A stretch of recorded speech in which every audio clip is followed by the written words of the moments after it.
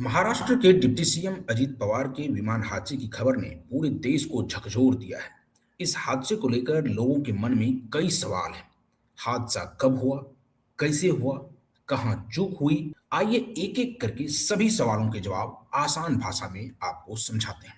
सवाल नंबर एक, हादसा कब हुआ? रिपोर्ट के मुताबिक अजीत पवार बुधवार सुबह करीब 8 बजे मुंबई से बारामती के लिए रवाना हुए थे। बारामती में उन्हें चुनावी कार्यक्रमों में शामिल होना था। सुबह करीब 8 बजकर 45 मिनट पर लैंडिंग से ठीक पहले विमान दुर्घटनाग्रस्त हो गया। सवाल नंबर दो, हादसा कैसे हुआ? बुधवार सुबह पुणे बारामती इलाके में घना कोहरा था, विजिबिलिटी बहुत कम थी। बारामती एयर स्ट्रिप छोटा है और वहां आईएलएस यानी इंस्ट्रूमेंट लैंडिंग सिस्टम की सुविधा मौजूद नहीं है। इस वजह से पायलट को पूरी तरह मैनुअल और आंखों के भरोसे लैंडिंग करनी पड़ रही थी। पहली बार विमान रनवे पर सही तरीके से अलाइन नहीं हो पाया और लैंडिंग की कोशिश असफल रही। दूसरी बार प्रयास के दौरान पायलट ने मेडे कॉल दी यानी इमरजेंसी सिग्नल भेजा और इसी दौरान विमान का संतुलन बिगड़ गया और हादसा हो गया। सवाल नंबर तीन, हादसा क्यों हुआ? डीजीसीए सूत्रों के मुताबिक यह एक टेबल टॉप रनवे है जहां गलती की गुंजाइश बहुत कम होती है। लैंडिंग के दौरान विमान रनवे से पहले ही जमीन से टकरा गया। करीब 100 फीट की ऊंचाई पर संतुलन बिगड़ गया।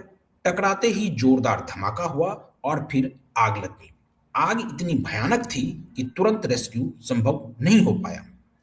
हादसे की जांच अभी जारी है और अंतिम कारण डीजीसीए की रिपोर्ट आने के बाद ही साफ होगा। सवाल नंबर चार, कहां चूक हुई?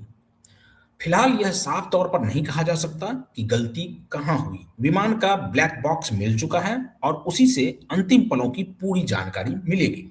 हालांकि शुरुआती जांच में माना जा रहा है कि रनवे पर आईएलएस सिस्टम नहीं होने की वजह से पायलट को मैनुअली लैंडिंग करनी पड़ी और वहीं बड़ी चूक हुई। सवाल नंबर पांच, कितने लोगों की मौत हुई? रिपोर्ट के अनुसार इस हादसे में कुल 5 लोगों की जान गई है। विमान को कैप्टन सुमित और फर्स्ट ऑफिसर संभवी पाठक उड़ा रहे थे। फ्लाइट अटेंडेंट पिंकी माली भी विमान में मौजूद थी। इनके अलावा अजीत पवार और उनके एक सहयोगी विमान में सवार थे।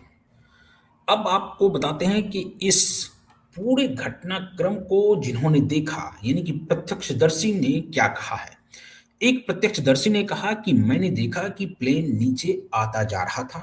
ऐसा लग रहा था कि गिर जाएगा। पहले तो लगा कि यहाँ पायलट ट्रेनिंग सेंटर है, उसी का विमान होगा। बाद में पता चला कि ये दादा अजीत पवार का विमान है।